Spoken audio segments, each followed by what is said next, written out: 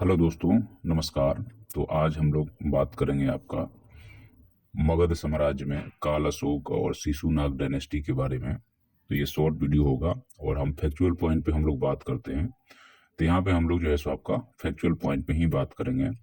तो मेन बात यहाँ पे यह है कि मगध साम्राज्य जो है आपका जो बिहार है वहाँ पे उदय होता है और उसका फैलाव जो होता है एक समय पर जो है सो अफगानिस्तान तक होता है और नीचे कर्नाटक तक और नॉर्थ में जो है सो पूरा इंडिया।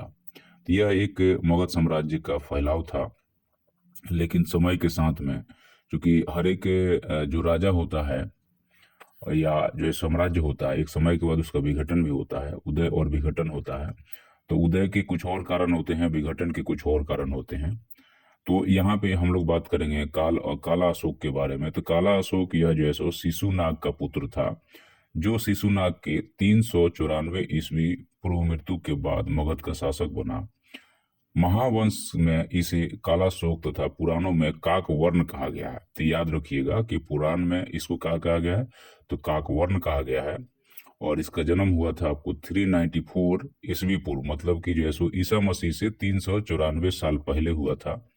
और यह किसका पुत्र था, तो यह शिशुनाग का पुत्र था।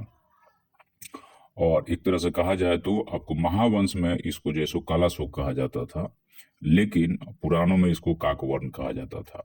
कालाशोक अथवा काकवर्ण प्राचीन भारत के मगध क्षेत्र में शिशुनाग वंश का दूसरा शासक था। तो यह किस वंश से रिलेटेड है, शिशुनाग से।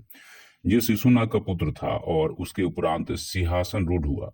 बौद्ध कथाओं के मुताबिक कालाशोक के समय दूसरी बौद्ध संगीति का आयोजन वैशाली में किया गया। अध्यक्ष जैसो सावा कामी था। यह भी माना जाता है कि उसी समय पाटलिपुत्र को राजधानी बनाया गया था।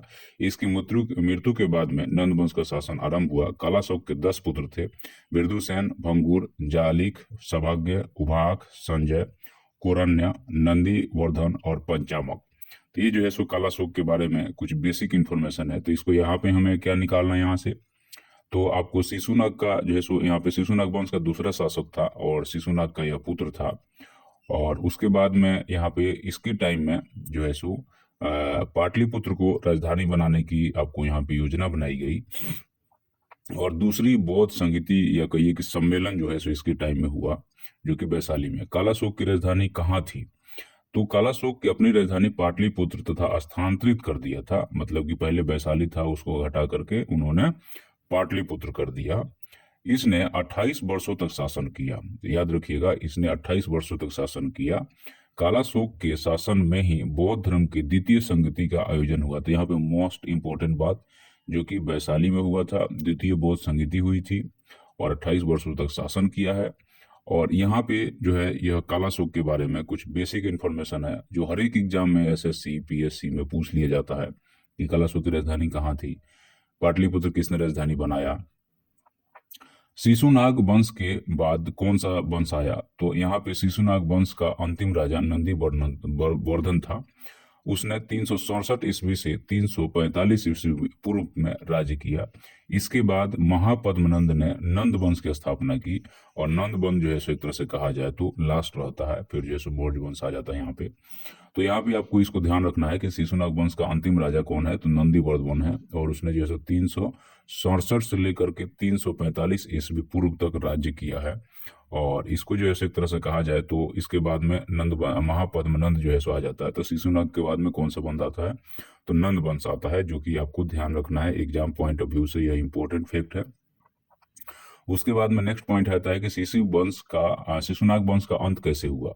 तो शिशुनाग वंश के राजा के रूप में नंदी वर्धन ने लगभग 22 वर्षों तक राज किया।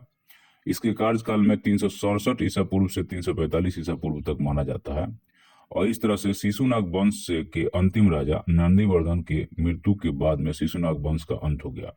तो यहाँ पे एक्चुअल में नंदीवर्धन के वर्धन की मृत्यु के बाद में महापद्मनंद आ जाता है और इनको जो है सो हटा करके और यहाँ पे पाटलिपुत्र पे राज्य करता है। तो पाटलिपुत्र पे कई वंश जो है सो यहाँ पे राज्य किए हैं। इसके बाद में जो आपका नेक्स्ट फैक्ट है कि नाग वंश का अंतिम शासक कौन था, तो शिशुनाग का अंतिम राजा नंदीवर्धन ही था, जो कि 367 से लेकर 345 तक यह जो है सो राज करता है। इसके बाद में महापद्मनंद वंश की स्थापना होती है। तो यहाँ पे हमें यह ध्यान रखना है कि शिशुनाग का अंतिम राजा जो है वो नंदीवर्धन है, 367 से 345 ईस्वी पूर्व तक। इसके बाद जो है महापद्मनंद वंश जो है सो या महापद्मनंद बनता है राजा, और अपना जो है सो नया जो है सो एक तरह से वंश नंद वंश, जो कि एक तरह से क्रूर भी माना जाता है और काफी प्रतापी राजा था। यह भी बहुत ज्यादा मारकट मचा है इसने भी। उसके बाद में है कि कालाशोक की मृत्यु कैसे हुई। तो यहाँ पे बाणभट्ट रचित हर्षचरित, बाणभट्ट की जो हर्षचरित्र है जिसमें हर्षवर्धन की चर्चा की गई है, के अनुसार काकवर्ण को राजधानी पाटलिपुत्र में घुसते समय महापद्मनंद नामक व्यक्ति ने चाकू मारकर हत्या कर दी थी, और 366 ईस्वी पूर्व कालाशोक की मृत्यु हो गई थी। तो अब यहाँ पे याद रखना है हमें क्या, कि हमें याद रखना है यहाँ पे कि बाणभट्ट की रचित जो आपका हर्ष चरित है, जिसमें राजा हर्ष के बारे में बात की, उसके हिसाब से इसकी वो होती है, मृत्यु होती है। मगध का अंतिम राजा कौन था? मगध का अंतिम राजा नंद वंश का धनानंद था। उसने चंद्रगुप्त मौर्य के अपदस्थ कर दिया था और मौर्य वंश की स्थापना करी थी। तो अब यहाँ पे आपको मगध वंश का अंतिम राजा जो है सो एक तरह से कहा जाए तो नंद आपको घनानंद हो गया, और इसको चंद्रगुप्त मौर्य ने चाणक्य दोनों मिल करके अटैक करते हैं और इसको हटा करके, और यहाँ पे मौर्य वंश की स्थापना होती है। नंद वंश खत्म होता है और मौर्य वंश का स्थापना होता है। तो ये जो इंपॉर्टेंट फैक्ट है जिसको आपको ध्यान में रखना है, हर एक एग्जाम में पूछ लिया जाता है। और भारतीय होने के साथ में हमारी जो इतिहास क्या रही है, हालांकि ये सब जो है सो इतिहास का कोई लिखित सबूत नहीं है, फिर भी हमें ध्यान रखना चाहिए। Thank you.